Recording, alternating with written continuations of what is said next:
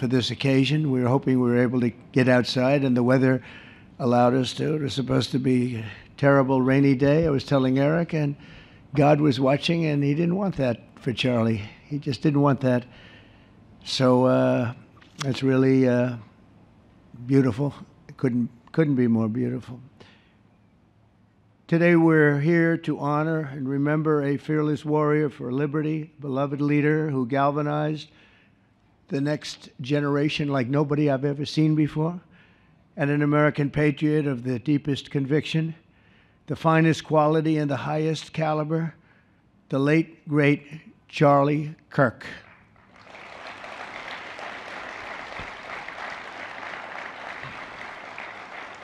Five weeks ago, our nation was robbed of this extraordinary champion. He was a champion in every way. I got to know him so well.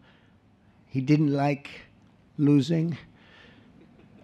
And he was able to fight people that were enemies. And he didn't necessarily love those enemies so much. You know, I heard he loved his enemies. And I said, wait a minute, is that the same Charlie that I know? I'm not sure. But I didn't want to get into it.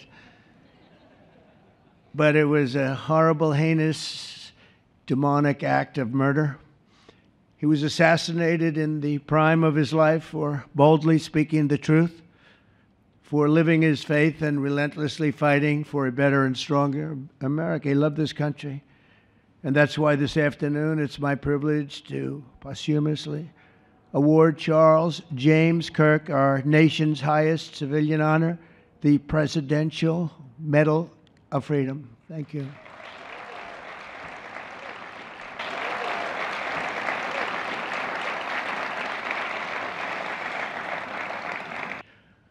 October 14th is Charlie's birthday, and he should have been turning 32 years old. I tell you, when I first met him, he was like 22, and I said, boy, he's awfully young, but I thought he was older than that, you know. He looked a little bit older than his age. That's okay, you know. That's not good when you're old, but when you're young, it's great. He had the best of all things, but he was special.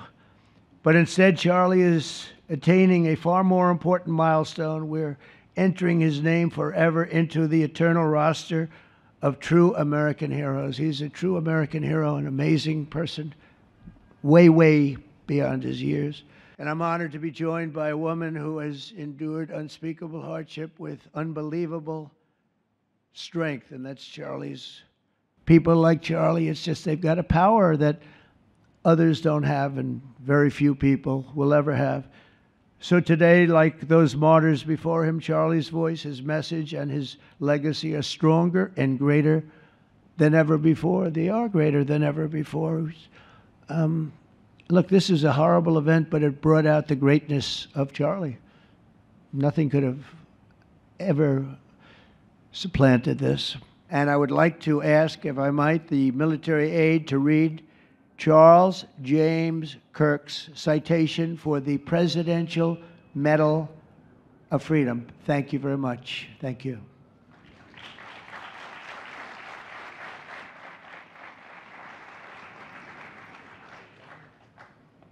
On September 10th, 2025, at age 31, Charlie Kirk was assassinated while addressing a group of students. The United States honors him as a martyr for truth and freedom.